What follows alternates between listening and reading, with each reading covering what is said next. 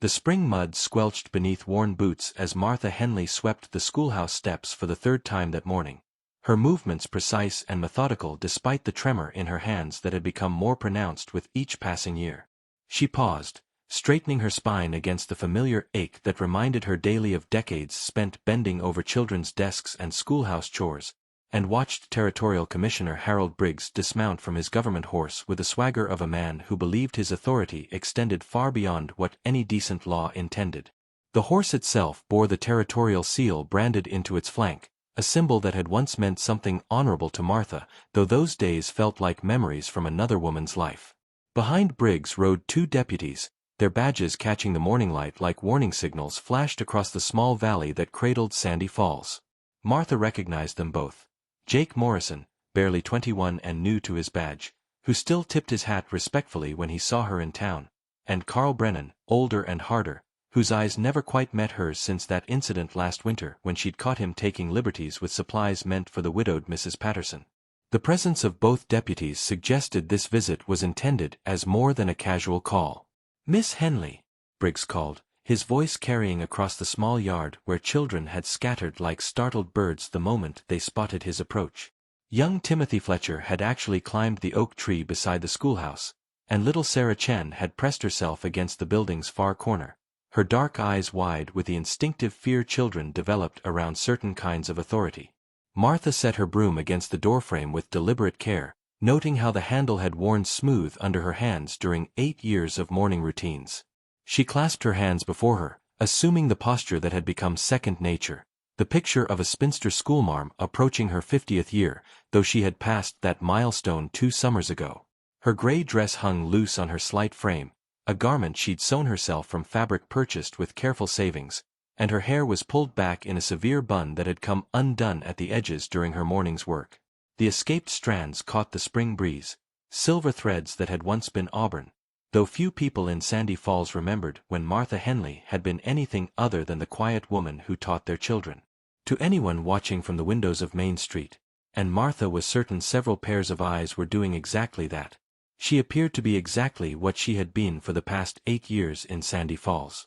A woman grateful for any honest employment, asking nothing more from life than to teach children their letters and numbers, to tend a small garden, and to live without drawing attention to herself. It was an image she had cultivated carefully, pruning away any habits or mannerisms that might suggest she had ever been anything more significant than a frontier schoolmarm. "Commissioner Briggs," she said, her voice steady despite the weight settling in her chest like a stone dropped into still water. "How may I help you?" Briggs stepped onto the wooden porch with heavy footfalls that made the planks creak in protest, his spurs ringing against the weathered boards with each movement. He was a heavy man gone soft in middle age, with the kind of build that spoke of regular meals while others made do with what they could grow or catch.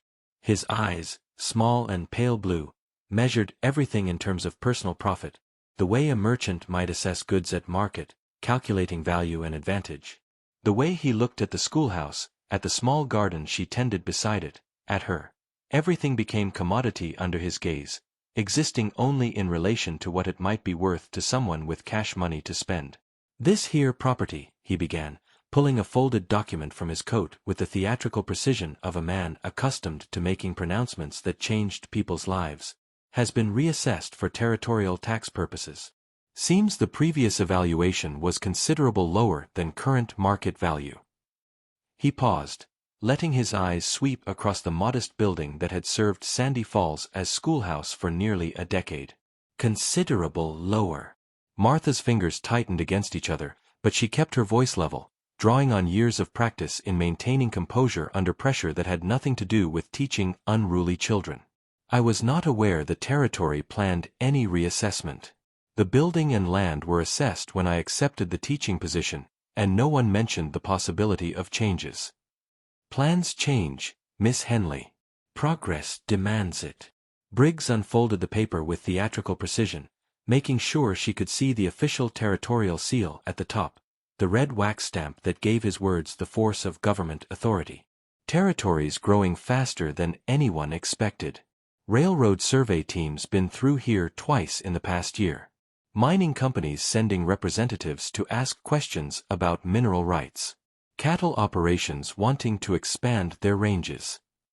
He smiled, showing teeth stained by tobacco and neglect. Land that seemed worthless 8 years ago looks mighty valuable now to people with vision.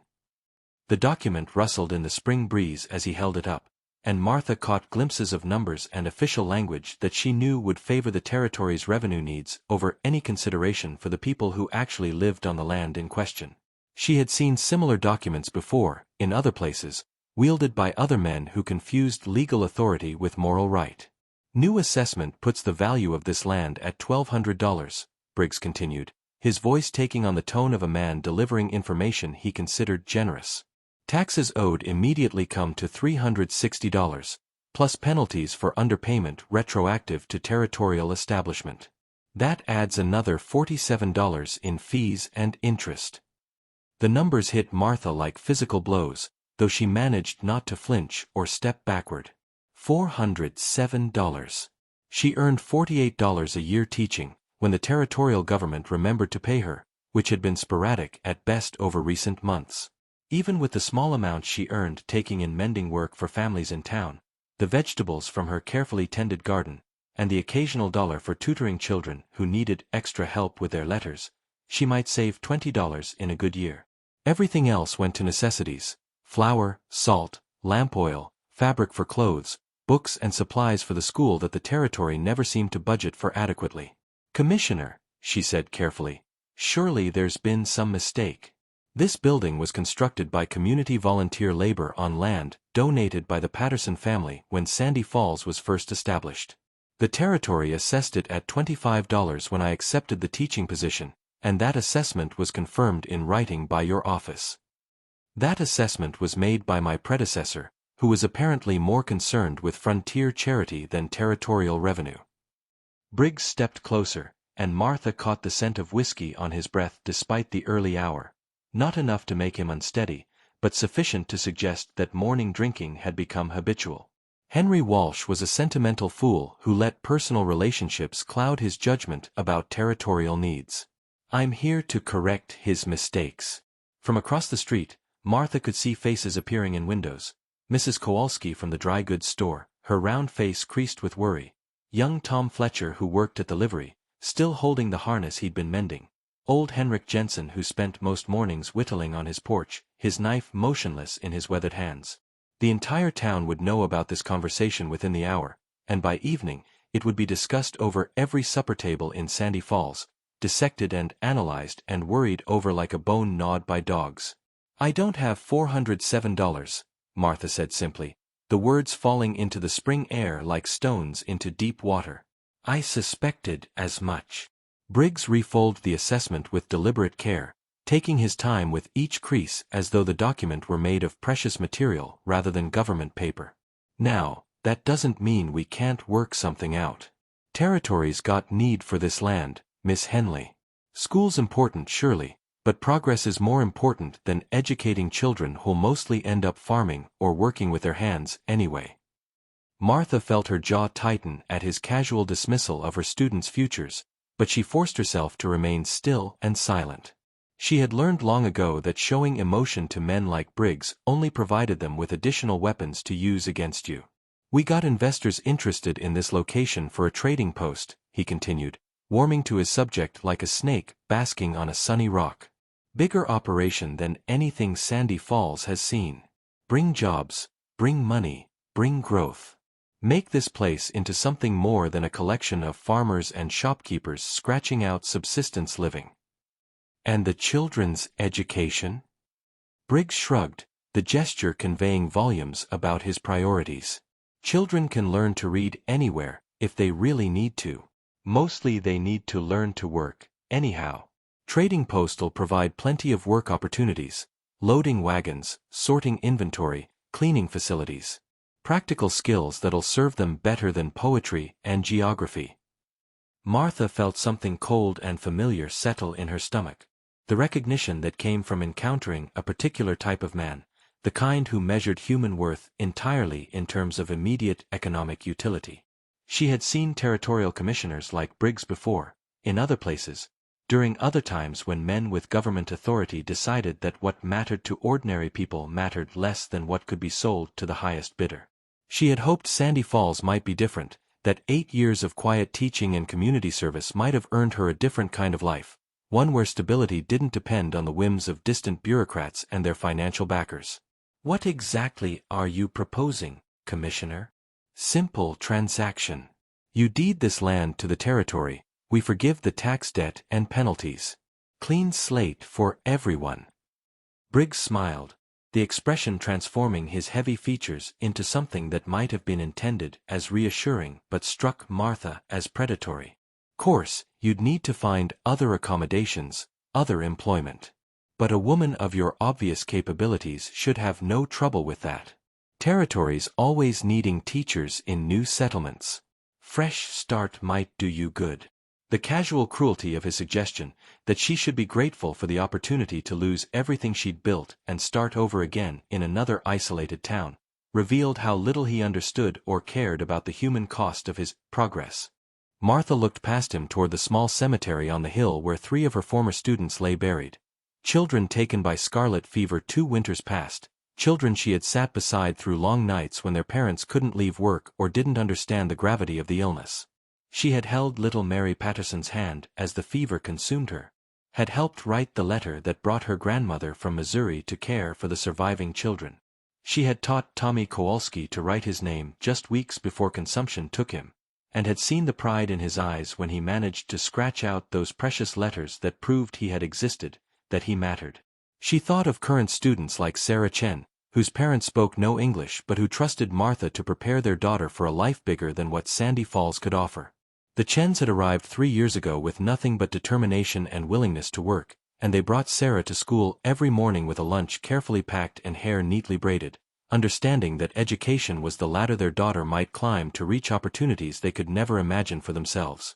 She thought of the books she had slowly accumulated over 8 years, volumes purchased with her own meager savings, shipped at great expense from eastern cities, books that opened worlds beyond the frontier for children who might never travel beyond the county line. Mathematics texts that showed her students how to calculate land areas and construction costs. Geography books that taught them about oceans and mountains and cities they could barely envision. Literature that proved to them that their own experiences and emotions were worthy of attention, that stories mattered whether they happened in drawing rooms in Boston or sod houses in territorial settlements. How long do I have to consider your proposal? Consideration's a luxury the territory can't afford, Miss Henley. Progress waits for no one. Briggs tucked the assessment back into his coat, the gesture final as a coffin lid closing. These investors aren't the patient type, and they've got other locations under consideration. I'll be back Monday morning for your answer. That gives you 3 days to decide whether you want to do this the easy way or the hard way. The threat underlying his words was clear enough, though Martha suspected he had no idea how familiar she was with men who believed that authority and intimidation were interchangeable concepts. She had dealt with worse than Harold Briggs, in places where the stakes had been considerably higher than one small-town school. He touched the brim of his hat in a mockery of courtesy that fooled no one watching. Good day, Miss Henley. Enjoy your weekend. Martha watched him mount his horse with the practiced ease of a man accustomed to making his rounds and delivering unwelcome news. His deputies followed suit, though young Morrison glanced back at her with something that might have been sympathy before spurring his horse to catch up with his superior. The 3 men rode away toward the Territorial Road, their dust settling slowly in the spring air like a brown veil drawn across the morning's brightness. Around the street, curtains fell back into place with suspicious speed, and the normal sounds of morning commerce gradually resumed, the ring of Henrik's hammer from the blacksmith shop, the creak of wagon wheels carrying goods to market, the lowing of cattle being driven to pasture. But Martha could feel the change in the atmosphere, subtle as the shift in barometric pressure that preceded storms. Conversations would shift when she passed now, voices dropping to whispers filled with speculation and the particular discomfort that came from witnessing someone else's misfortune while wondering if similar troubles might visit their own doorsteps. She picked up her broom and continued sweeping the steps that were already clean, needing the rhythmic motion to help organize her thoughts and push down the familiar feeling of walls closing in around carefully constructed defenses.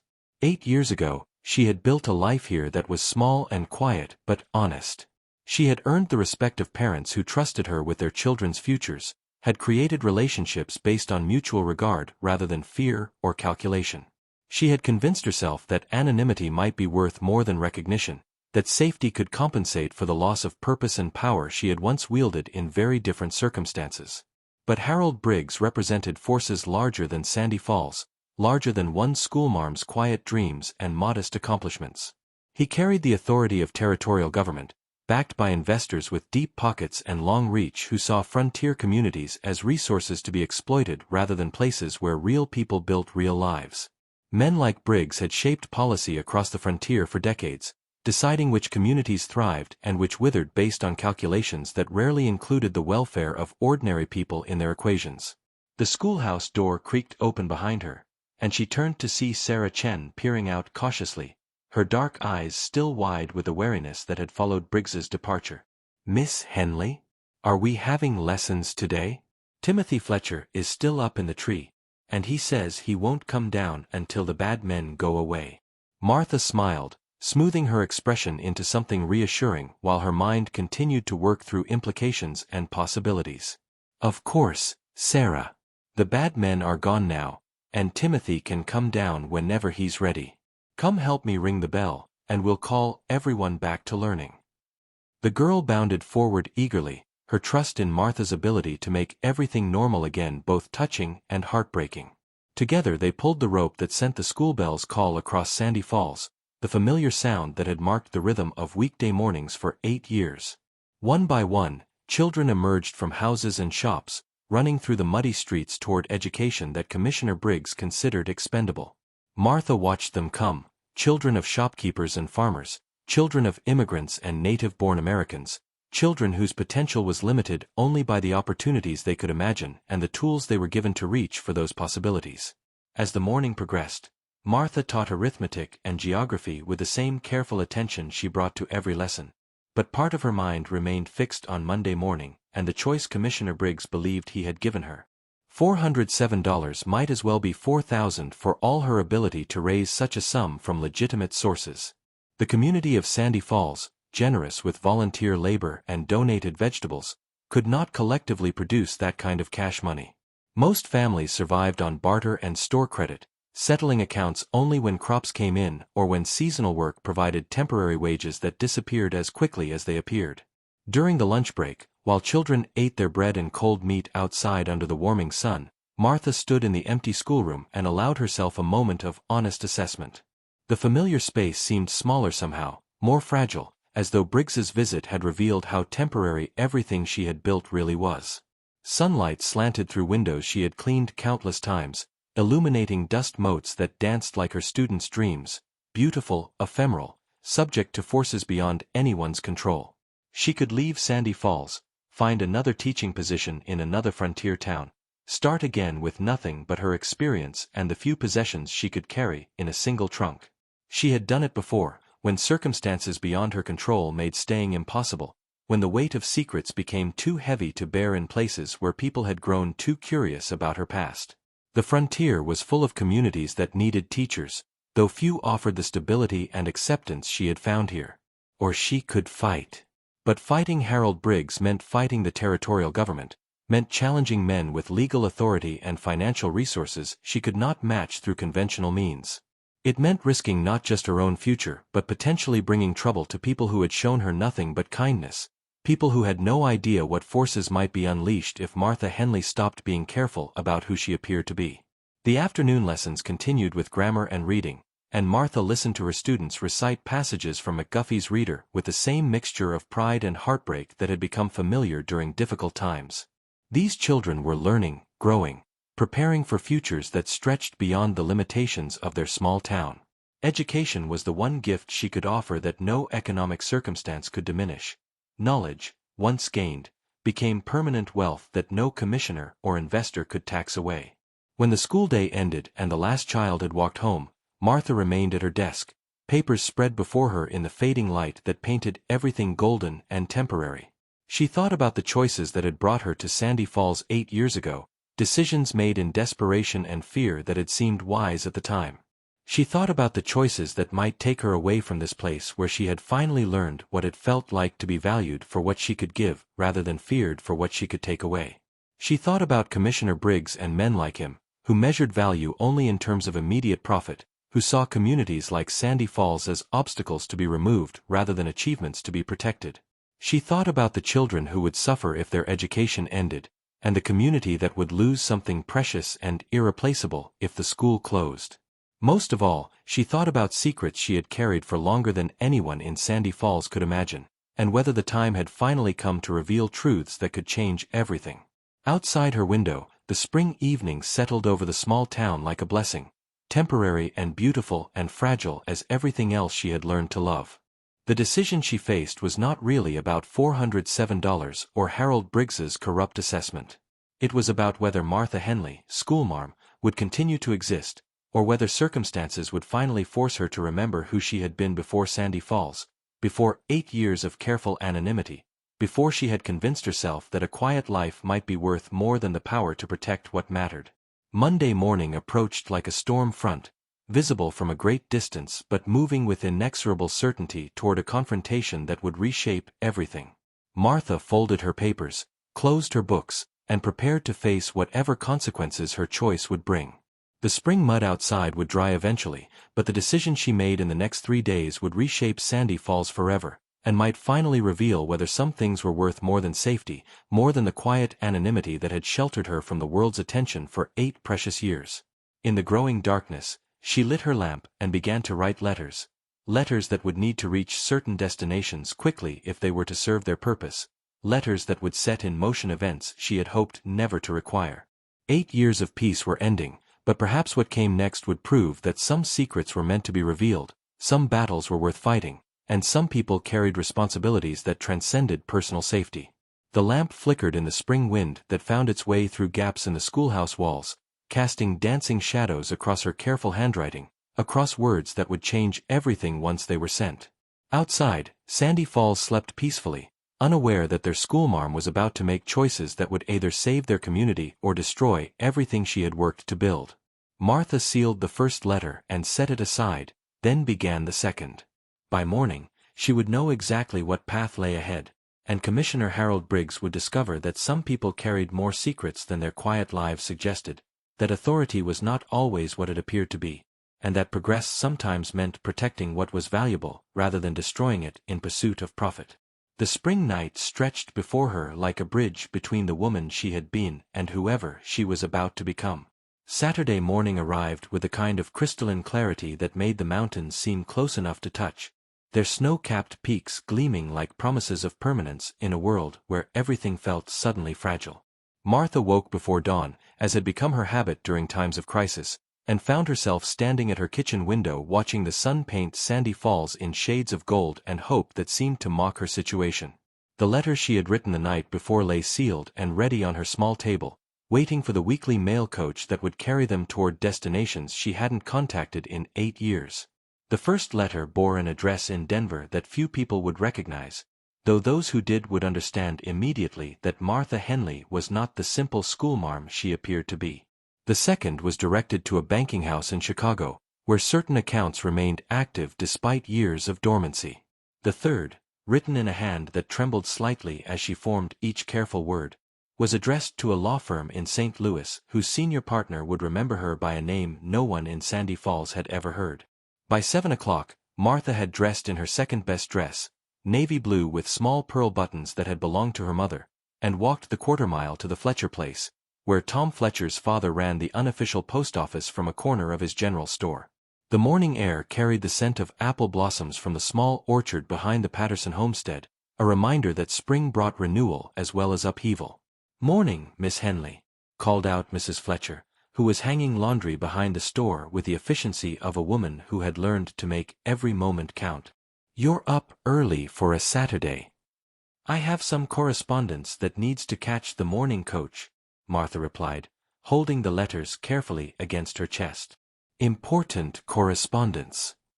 Something in her tone must have conveyed the gravity of the situation, because Mrs. Fletcher paused in her work and gave Martha a searching look. Anything to do with that business yesterday? Tom said Commissioner Briggs looked like thunder when he left the schoolhouse. Word traveled fast in Sandy Falls, as Martha had expected. By now, every family in town would know about the tax assessment and Briggs's ultimatum, though none of them would understand what options Martha was considering in response. She had spent 8 years cultivating the image of a woman with limited resources and fewer connections, someone who could be relied upon to accept whatever circumstances life presented without causing trouble for anyone else. The territory has reassessed the school property, Martha said simply. The taxes now exceed what I could pay in several years of teaching. Mrs. Fletcher's face darkened with the kind of anger that came from watching bureaucrats hurt people she cared about. That's highway robbery, pure and simple. This community built that school with our own hands, donated the land and labor freely. Now some government man thinks he can steal it for his investor friends. The moral clarity in Mrs. Fletcher's voice was both comforting and heartbreaking. These were good people who understood right from wrong, who had built something meaningful in this isolated valley through cooperation and mutual sacrifice. They deserved better than to have their community destroyed by men who measured everything in terms of profit margins and territorial development schemes. I'm exploring my options, Martha said, which was true enough, though Mrs. Fletcher could never imagine what those options actually were. These letters may help. Well, whatever you need from this family, you just ask. Tom's pa thinks the world of what you've done for the children here, and so do I. Mrs. Fletcher shook out a wet shirt with unnecessary force, as though she were throttling Commissioner Briggs himself. Man like that thinks he can ride in here and push folks around, he's got another think coming. Martha thanked her and continued into the store, where she found Tom Fletcher Sr. already preparing the mail sack for the weekly run to the territorial capital. He was a weathered man in his 50s, with a kind of steady competence that made him a natural leader in community decisions, though he preferred to work behind the scenes rather than seek attention for his contributions. Miss Henley, he said, looking up from his sorting with genuine pleasure. Don't often see you here so early on Saturday mornings. I have urgent mail for the coach, she said, extending the 3 letters. Is there additional postage required for urgent delivery? Fletcher examined the addresses with the careful attention of a man who had learned that details mattered, especially when dealing with government correspondence. His eyebrows rose slightly when he saw the Denver address, though he was too polite to comment directly on what appeared to be an official territorial letterhead that few civilians would have access to. These going to territorial offices? He asked quietly. Among other places, Martha replied.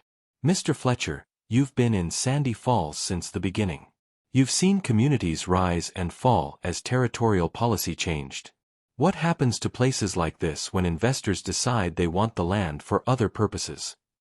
Fletcher set down the letters and gave her his full attention. Depends on how much resistance they meet, and what kind of backing that resistance has. Investors got money and territorial authority on their side, but communities got something too, if they know how to use it. He paused, studying her face with the intensity of a man trying to solve a puzzle. Martha, I hope you don't mind me saying this, but you don't talk like most frontier teachers I've known. You ask questions like someone who's dealt with territorial politics before. It was a perceptive observation, and Martha realized she had been less careful than usual in concealing the knowledge and experience that lay beneath her schoolmarm facade. I've read extensively about territorial development, she said, which was true but hardly complete. I understand that individual communities rarely prevail against well-funded opposition without outside assistance. Outside assistance, Fletcher repeated thoughtfully. That what these letters are about? Perhaps, Martha said.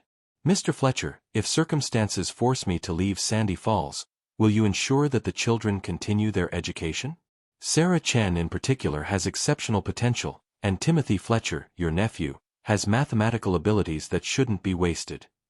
Fletcher's expression grew somber as he recognized the gravity of what she was suggesting.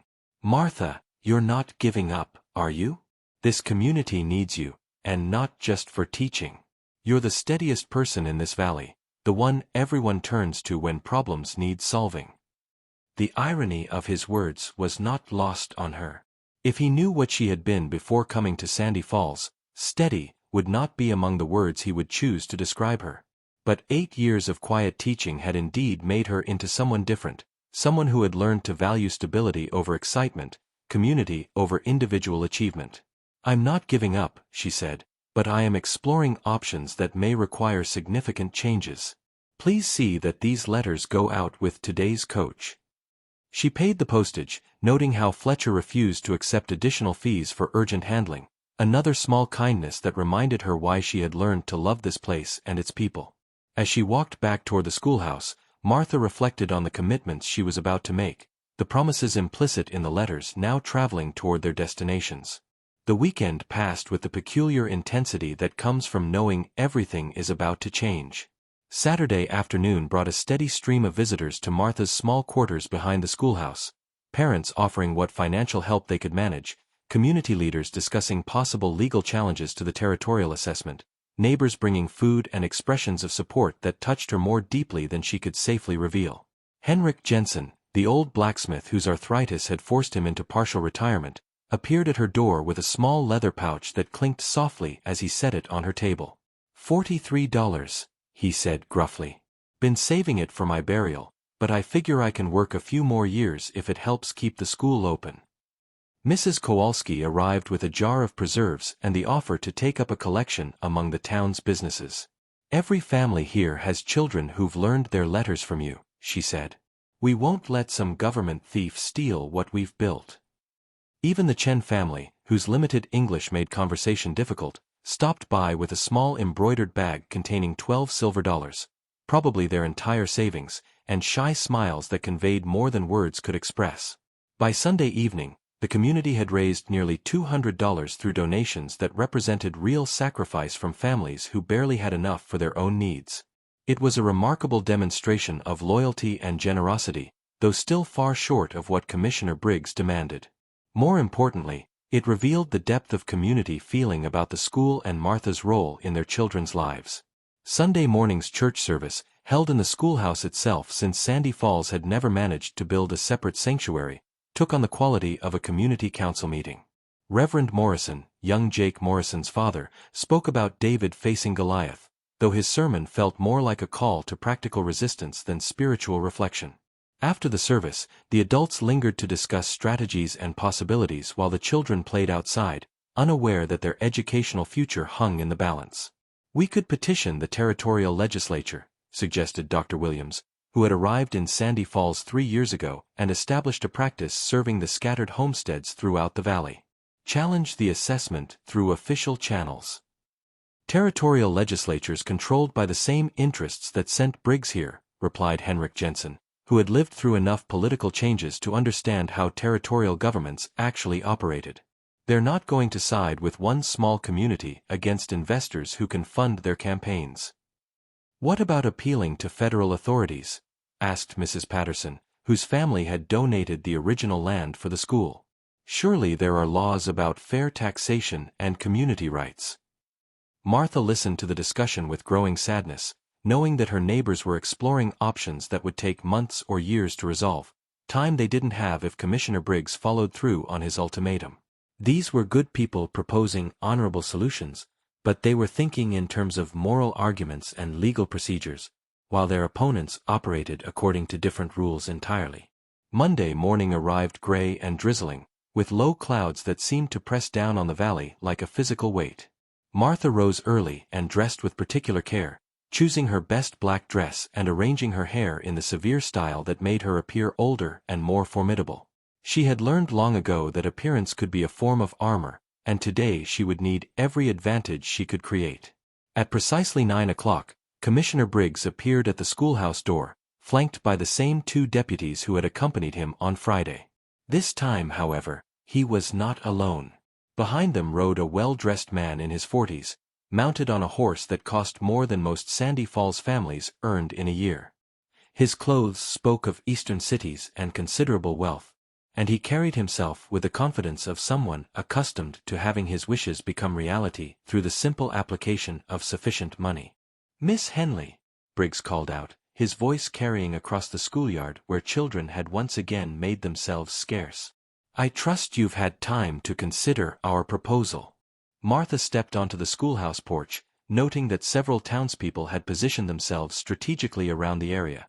Henrik Jensen at his forge, where he had a clear view of the proceedings, Tom Fletcher sweeping his store's front steps for the third time that morning, Dr. Williams tending to his horse near the livery stable. The community was watching, and their presence provided both comfort and additional pressure to handle this confrontation in a way that wouldn't bring further trouble to people she cared about. "Commissioner," Martha replied evenly, "I have indeed considered your proposal, along with various alternatives." "Alternatives?" The well-dressed stranger nudged his horse forward, studying Martha with the calculating attention of a man evaluating potential obstacles to his plans.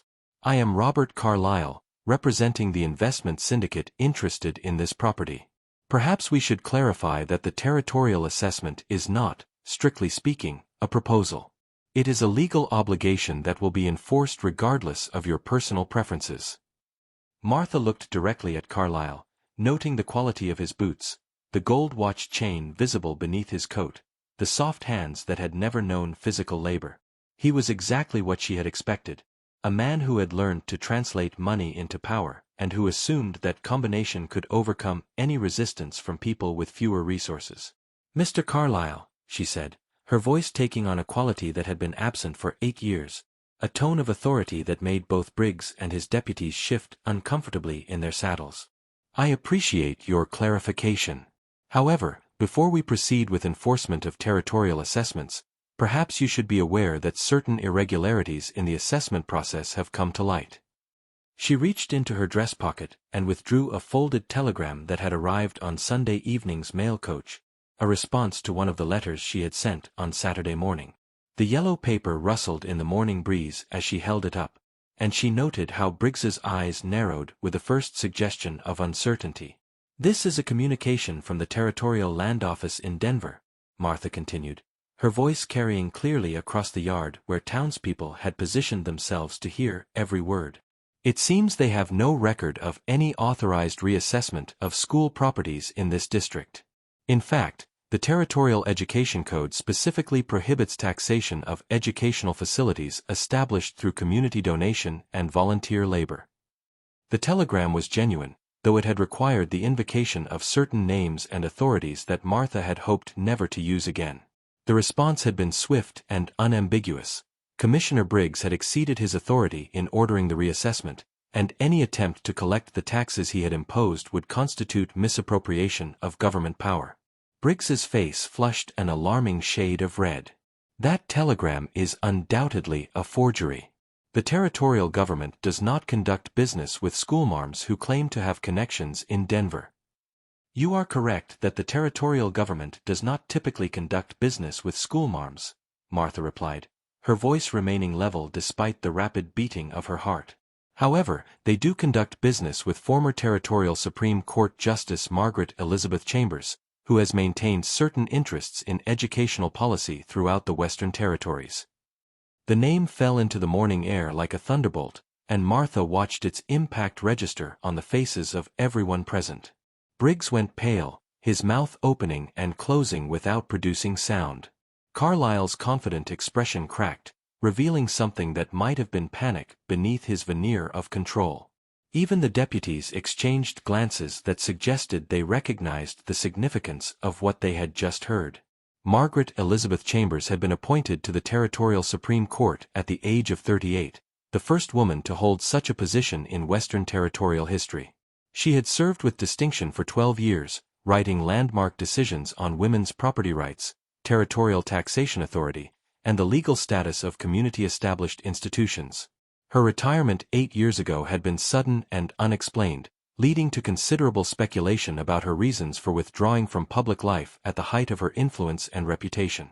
"That's impossible," Carlyle managed to say, though his voice lacked its previous confidence. "Margaret Chambers disappeared from public life years ago. No one knows where she went or what became of her." Mr. Carlyle, Martha said, stepping forward with the kind of presence that had once commanded courtrooms and territorial legislative sessions. I assure you that reports of Justice Chambers's disappearance have been greatly exaggerated. She has been living quietly in Sandy Falls for the past 8 years, serving this community as a teacher while maintaining her interest in territorial education policy. The revelation sent ripples of shock through the watching townspeople, and Martha could see the pieces falling into place in their minds. Her unusual vocabulary, her knowledge of legal procedures, her calm authority when dealing with government officials. She had been hiding in plain sight, using her given name and simplified background while her legal expertise and political connections remained dormant but intact. "You're claiming to be Margaret Chambers?" Briggs asked, his voice barely above a whisper. "I am not claiming anything, Commissioner. I am Margaret Chambers, former Justice of the Territorial Supreme Court, currently serving as teacher for the Sandy Falls Community School." Martha reached into her other pocket and withdrew a second document. Her original appointment papers, signed by 3 territorial governors and bearing official seals that could not be forged. "These credentials remain valid, and my authority to challenge improper territorial assessments has never been revoked." The morning air seemed to vibrate with tension as the implications of her revelation settled over the assembled group.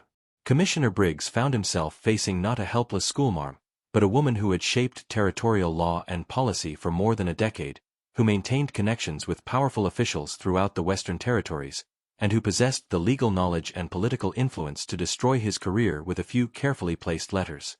"This doesn't change anything," Carlyle said, though his earlier confidence had evaporated entirely. "The investment syndicate has legal rights, and we intend to pursue development of this property regardless of who claims to be teaching school here." Martha smiled for the first time since the confrontation began, an expression that carried no warmth but considerable promise of difficulties ahead for anyone who chose to oppose her. "Mr. Carlyle, I suggest you contact your legal advisors before making any further commitments regarding this property. They will inform you that attempting to seize land from former territorial officials through fraudulent tax assessments constitutes a federal crime, punishable by substantial fines and imprisonment." She paused, noting how both Briggs and Carlyle had gone very still, like rabbits who had suddenly realized they were in the presence of a predator. "Furthermore," she continued, "my colleagues in Denver, Chicago, and St. Louis have been informed of your activities here. They share my interest in ensuring that territorial development proceeds according to law rather than through the intimidation of isolated communities. Any further harassment of Sandy Falls residents will be met with appropriate legal action at both territorial and federal levels." The silence that followed was broken only by the sound of Henrik Jensen's hammer ringing against his anvil, a rhythmic punctuation that seemed to mark the passing of Commissioner Briggs's authority in this valley. Martha stood perfectly still, watching her opponents absorb the reality that their simple land grab had just become a complex legal and political challenge they were not prepared to handle. "I think," she said finally, "that concludes our business for today. Good morning, gentlemen." As Briggs and Carlyle rode away with considerably less swagger than they had displayed upon arrival, Martha remained on the schoolhouse porch, accepting the reality that her 8 years of anonymity had ended. The secret that had protected her quiet life was now the weapon she had used to protect her community, and there would be no returning to the simple existence she had built as Martha Henley, schoolmarm. Around the schoolyard, Sandy Falls residents emerged from their watching positions with expressions of awe, pride, and the particular satisfaction that came from seeing Bully's face unexpected resistance. Martha prepared herself for the questions and changes that would inevitably follow, knowing that she had chosen community over personal safety, truth over comfortable deception.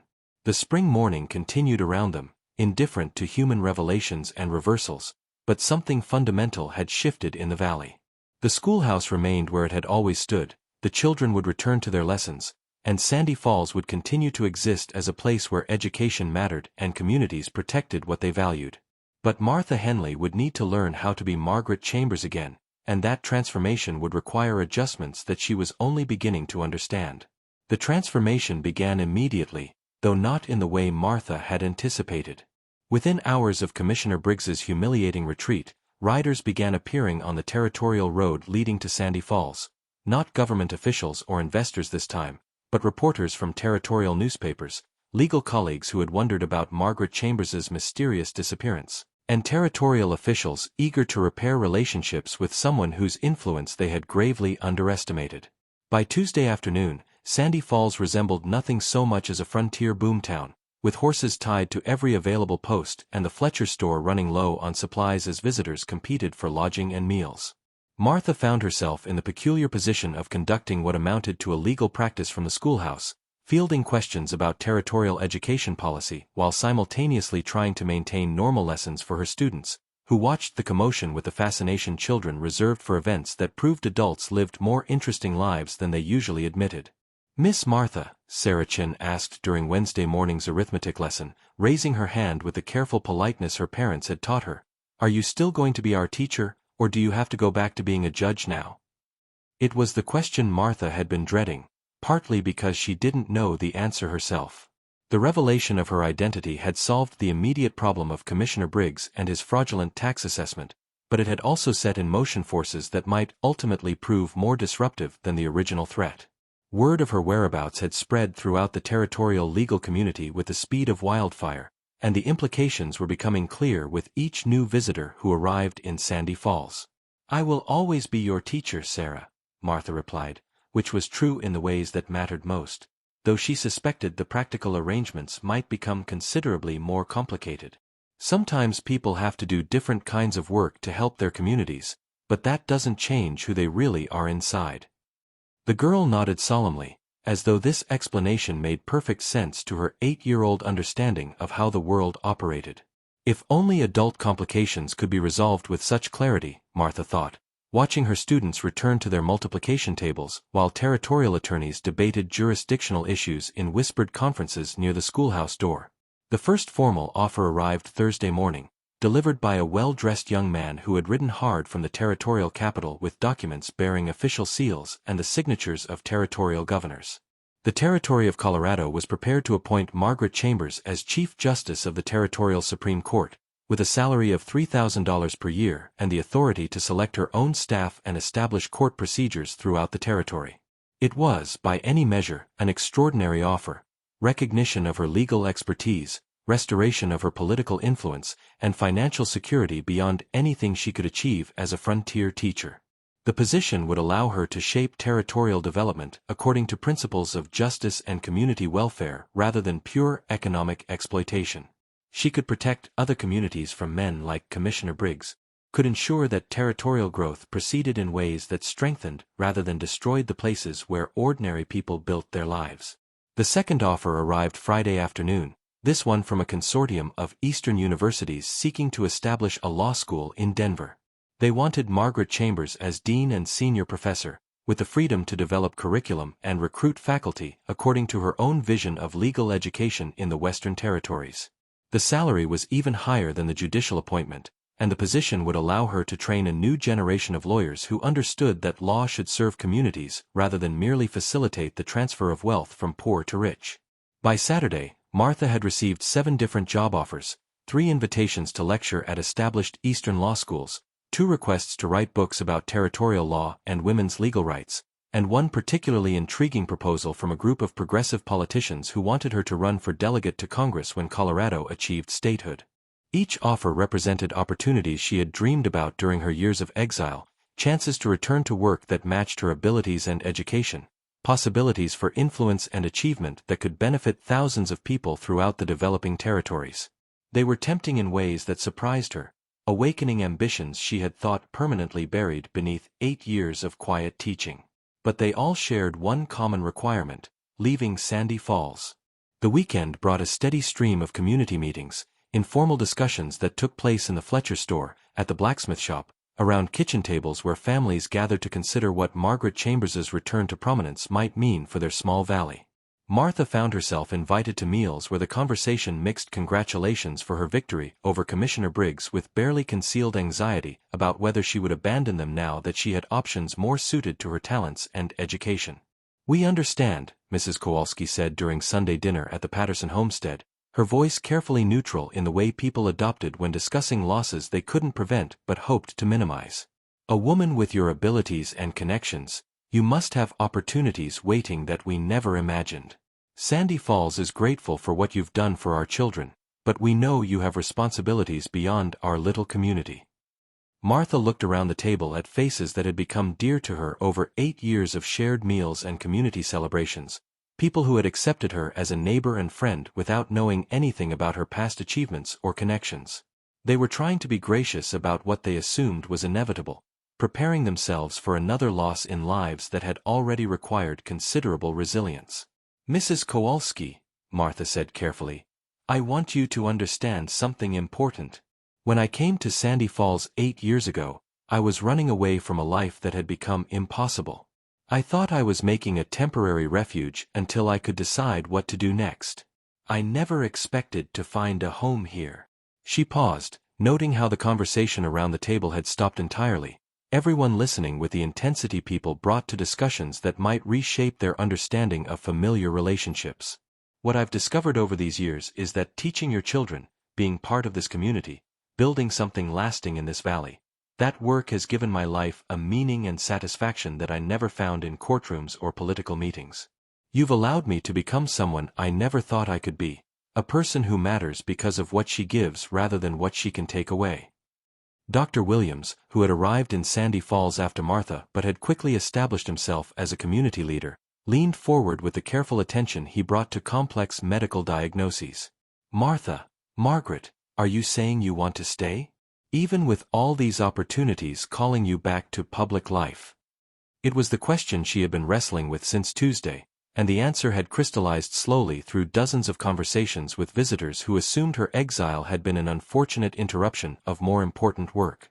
They couldn't understand that 8 years of teaching children, tending a garden, participating in community decisions, and building relationships based on daily kindness rather than professional achievement had revealed possibilities she had never considered during her years of legal and political prominence. "I'm saying that I've learned something about what makes life worth living," Martha replied. "All those offers represent chances to influence territorial development, to protect communities like Sandy Falls from exploitation and corruption. That work matters, and someone should do it. But the work I've been doing here matters too, in ways that can't be measured by salaries or political influence." Henrik Jensen, who had been listening with the patient attention he brought to complex metallurgy problems, nodded slowly. "You're talking about different kinds of power, aren't you? The power to change laws and policies, and the power to change individual lives one child at a time." "Exactly," Martha said, grateful for his insight. "Both kinds of work are valuable, but I've discovered which one feeds my soul rather than just challenging my mind." The conversation continued through the afternoon, with community members sharing their own stories of choices between opportunities and commitments, between advancement and stability, between individual achievement and collective welfare.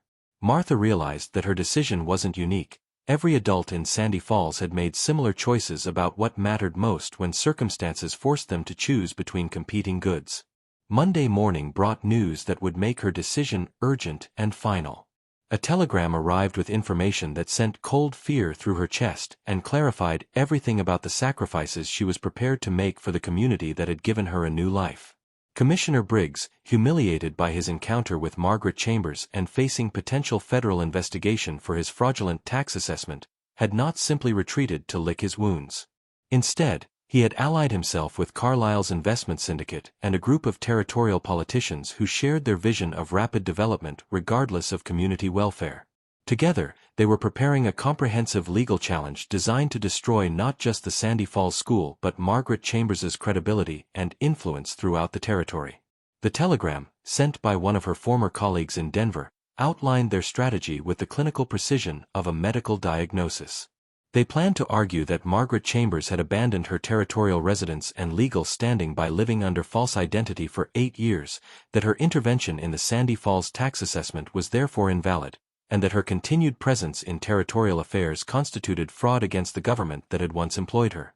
More dangerously, they intended to investigate every legal decision she had made during her 12 years on the territorial court, looking for any irregularities or questionable interpretations that could be used to challenge her entire judicial legacy. Dozens of territorial laws, property rights decisions, and civil rights rulings hung in the balance. Legal precedents that protected women's property rights, Native American treaty obligations, and community authority over local governance. If their challenge succeeded, the damage would extend far beyond Sandy Falls. Communities throughout the territory that depended on legal protections Margaret Chambers had established would find themselves vulnerable to exploitation by men like Commissioner Briggs. The educational policies she had written into territorial law would be invalidated, leaving frontier schools without legal protection from politically motivated closure. Worst of all, her former colleagues who had supported her work and built their own careers on foundations she had helped establish would face professional destruction. The telegram listed 8 territorial judges, 14 territorial attorneys, and dozens of local officials whose positions could be compromised if Margaret Chambers's judicial authority was successfully challenged. Martha sat in her empty schoolhouse. The children had been dismissed early due to another influx of visitors seeking meetings with the famous Margaret Chambers, and contemplated the magnitude of the conflict she had unleashed by defending her adopted community. What had seemed like a simple victory over corrupt local officials had escalated into territorial political warfare with implications she was only beginning to understand. The choice before her was stark and unforgiving. She could accept one of the prestigious positions she had been offered, return to public life with the full authority and protection that came from official recognition, and fight Briggs and Carlisle from a position of legal and political strength. Her judicial legacy would be protected, her former colleagues would remain safe from retaliation, and she could continue the work of shaping territorial development according to principles of justice and community welfare. Or she could remain in Sandy Falls, continue teaching children who might never travel beyond the county line, and watch her enemies destroy everything she had built during 12 years of distinguished judicial service. It should have been an easy decision. The rational choice was obvious: accept the Chief Justice appointment, use her restored authority to protect vulnerable communities throughout the territory, and sacrifice her personal happiness for the greater good of territorial legal development. She had been trained to think in terms of the greatest benefit for the largest number of people, and by that calculation, her individual preferences mattered less than her ability to serve territorial interests from a position of maximum influence. But 8 years in Sandy Falls had taught her to think differently about value and meaning, about the relationship between individual fulfillment and community service, about what constituted a life well lived. The children she taught would never write territorial laws or shape political policy, but they would raise families, build communities, and pass on the knowledge and values she had shared with them. Sarah Chen might become a teacher herself, carrying forward the belief that education could transform individual lives and community possibilities. Timothy Fletcher might use his mathematical abilities to design buildings or plan irrigation systems that would benefit his neighbors for generations. The impact of her teaching couldn't be measured in the same terms as judicial decisions or political appointments, but it was no less real or valuable for being more personal and localized.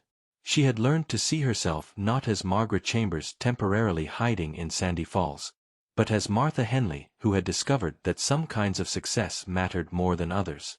Tuesday evening brought the final piece of information that would determine her choice. Another telegram arrived, this one from Carlisle's investment syndicate, offering her a deal that revealed the true stakes of the conflict she was facing. They would withdraw their legal challenge to her judicial authority, abandon their claims on Sandy Falls property, and cease their harassment of the community, if she agreed to leave the territory permanently and never again practice law in any official capacity.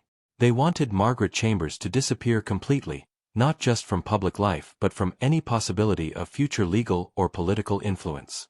It was, she realized, exactly what she had wanted 8 years ago when exhaustion and disillusionment had driven her to seek anonymity in a frontier teaching position. They were offering her the chance to remain Martha Henley forever, to live quietly without the responsibilities and pressures that came with being Margaret Chambers. But they were also demanding that she abandon everyone whose legal protections depended on precedents she had established, that she leave vulnerable communities throughout the territory without the advocate who understood their needs and possessed the expertise to defend their interests. Martha sat alone in her small quarters behind the schoolhouse, oil lamp flickering in the October wind that carried the scent of approaching winter and the promise of changes that no human planning could prevent. Outside her window, Sandy Falls settled into evening routines that had become as familiar to her as her own heartbeat: lights appearing in kitchen windows, smoke rising from chimneys, the distant sound of laughter from the Fletcher porch where young people gathered to share stories and plan futures that might extend beyond the valley that had shaped their understanding of what was possible. The decision she faced was not really about choosing between her own happiness and her professional obligations. It was about defining what constituted a meaningful life, about understanding the relationship between individual fulfillment and service to others, about deciding whether influence mattered more than presence, whether shaping policy from a distance was more valuable than changing lives through daily contact and personal relationship. She had spent 12 years as Margaret Chambers, writing laws and legal decisions that affected thousands of people she would never meet, solving problems through the application of legal expertise and political influence. The work had been important and satisfying in its own way, but it had also been abstract, removed from the daily realities of the people whose lives were touched by her decisions. 8 years as Martha Henley had taught her different lessons about the nature of meaningful work. Teaching children to read opened worlds of possibility that no legal decision could create. Helping families navigate crises through practical support and emotional presence created bonds that lasted lifetimes. Participating in community decisions as one voice among many, valued for wisdom rather than authority, had shown her forms of influence that didn't depend on official power or public recognition. Wednesday morning brought her final decision, crystallized not through rational calculation but through the simple recognition of where she belonged and who she had become. As she prepared for another day of teaching, arithmetic for the younger children, geography for the older ones, reading lessons that would give them tools for imagining futures beyond their current circumstances, Martha understood that she was not choosing between being Margaret Chambers or Martha Henley. She was choosing to become someone new, a person who possessed Margaret Chambers's knowledge and expertise but who had learned from Martha Henley's experience that the most important work was often the most personal, that influence was meaningful only when it served love, and that some battles were worth losing if fighting them required abandoning the people who had given life its deepest meaning. The telegram she sent that afternoon was brief and final, declining all appointments. Remaining in Sandy Falls permanently. Legal challenge irrelevant. Some things matter more than professional legacy. By evening, word of her decision had spread throughout the community, and Martha found her small quarters filled with neighbors who had come to express gratitude, concern, and the particular kind of love that develops between people who have chosen each other rather than merely been assigned to the same circumstances. "You're giving up everything for us," Sarah Chen's mother said in halting English, her eyes bright with tears she was trying not to shed. "We cannot repay such kindness." Martha knelt to Sarah's eye level and spoke directly to the child whose potential had been one of her strongest motivations for remaining. "Sarah, do you remember what I taught you about different kinds of wealth? Some people measure riches in gold and silver, but the real treasure is having work that feeds your soul and people who love you for who you are rather than what you can do for them." She looked around the room at faces that had become precious to her. Henrik Jensen with his arthritic hands and generous heart, Mrs. Kowalski with her fierce loyalty and practical wisdom, Dr. Williams with his quiet competence and steady friendship, the Fletcher family who had accepted her as part of their extended clan. "I am not giving up anything," Martha continued. "I am choosing everything that matters most. Tomorrow I will still be your teacher, next month I will still be your neighbor, and next year I will still be part of this community that has given me the greatest gift anyone can receive, the chance to become who I was always meant to be." The winter that followed was the harshest in Sandy Falls memory, with blizzards that lasted for days and temperatures that made even brief trips between buildings dangerous ordeals. But it was also a winter of unprecedented community solidarity, as neighbors shared resources and responsibilities with the kind of mutual support that transformed survival from individual struggle into collective triumph. Martha taught school by lamplight when the days grew too short for adequate natural illumination, continued her evening classes for adults who wanted to improve their reading and arithmetic, and discovered that her legal knowledge remained valuable even without official authority. She helped families navigate property disputes, draft contracts for business arrangements, and understand their rights under territorial law. Most importantly, she learned that influence didn't require official position or public recognition. Her former colleagues might face professional difficulties because of her choice, but they were capable lawyers and judges who would adapt to changing circumstances. The legal precedents she had established during her judicial career would stand or fall based on their inherent merit, not on her continued prominence in territorial affairs. Commissioner Briggs and his allies could challenge her authority all they wanted, but they could not change the fact that Sandy Falls remained a community where education was valued, where children learned to read and calculate and dream of possibilities beyond their current circumstances, where neighbors supported each other through difficulties and celebrated each other's successes.